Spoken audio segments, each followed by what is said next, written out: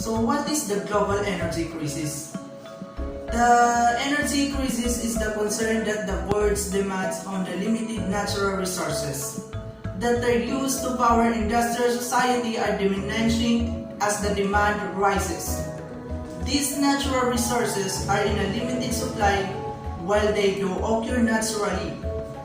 It can take hundreds of thousands of years to replenish the stores.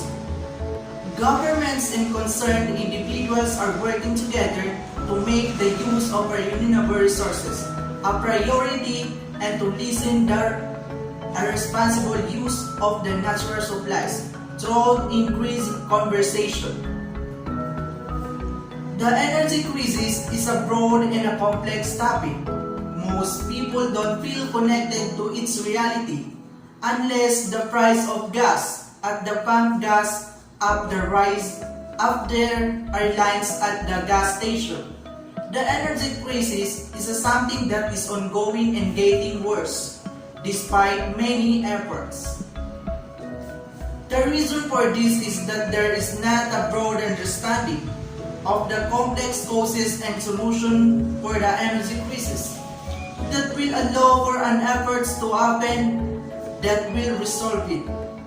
According to Wikipedia, an energy crisis is a significant bottleneck in the supply of energy resources to an economy and literature.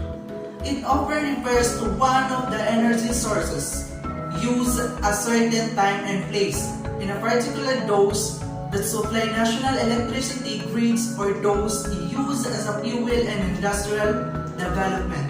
And population growth have led to surge in the global demands for energy recent years. So, how real is the energy crisis? During election years, there is a renewed debate on how real the energy crisis is. In the world, one side will always say it is based on faulty science and politics.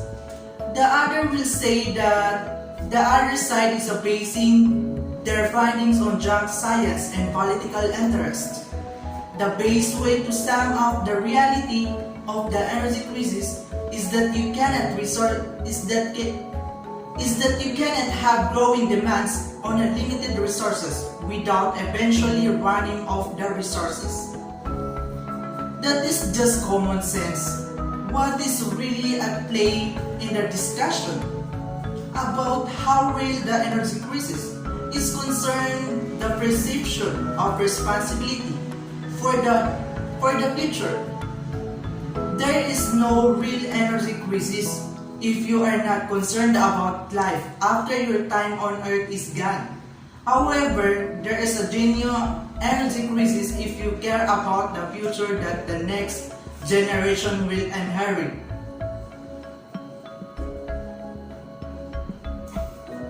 Various causes of global energy crisis.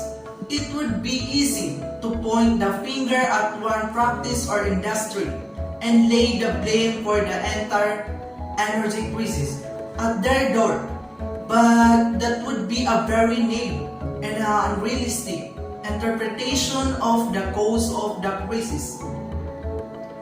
Number one cause of the energy crisis is the overconsumption. The energy crisis is a result of many different strains on our natural resources, not just one. There is a strain on fossil fuels such as oil, gas, and coal due to overconsumption, which then in turn can put a strain on our water and oxygen resources by causing pollution. Number two causes of energy crisis is the overpopulation. Another cause of the crisis has been a steady increase in the world population and its demands for fuel and products, no matter what type of foods or product you choose to use, from fair trade and organic to those made from petroleum products in a sweet shop. Not one of them is made or transported without a significant drain on our energy resources. Number three causes of the energy crisis is the poor infrastructure. Aging infrastructure of power generating equipment is yet another reason for energy shortage.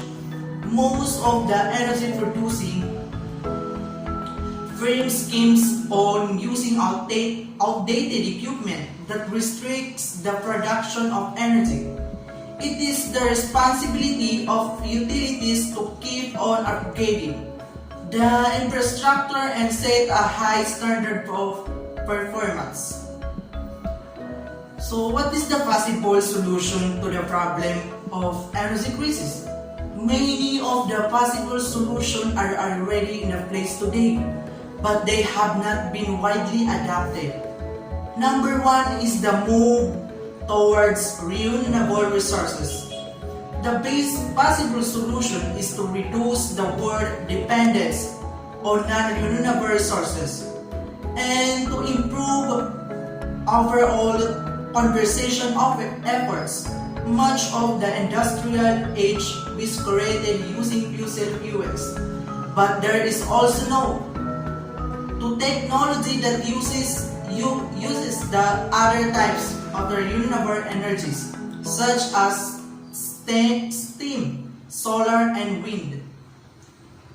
The major concern is not so much that we will run out of gas or oil, but that the use of coal is going to continue to pollute the atmosphere and destroy other natural resources. In the process of meaning the coal that it has to be replaced as an energy source. This is not easy, as many of the leading industries use coal, not gas or oil, as their primary source of power for manufacturing. Number two is buy energy efficient products. Replace traditional bulbs with CFL and LED. They use fewer watts of electricity and last longer. If millions of people across the globe use LED and CFL for residential and commercial purposes, the demand for energy can go down and the energy crisis can be averted. Number 3 is the lighting controls. There are a number of new technologies out there that make lighting controls that much more interesting, and they help to save a lot of energy costs in long run. Present lighting controls like the Lightning Touch dimmers, integrated lighting controls are few of the lighting controls that can help to conserve energy and reduce overall lighting cost. What is being done today? There are many global initiatives that are working towards resolving the energy crisis.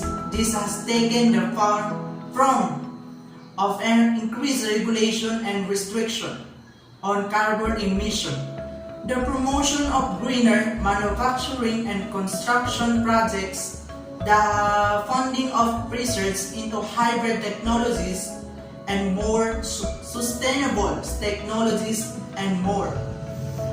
Locally, more communities are seeing behind the recycle bin and recognizing that how the community uses their local resources is important too.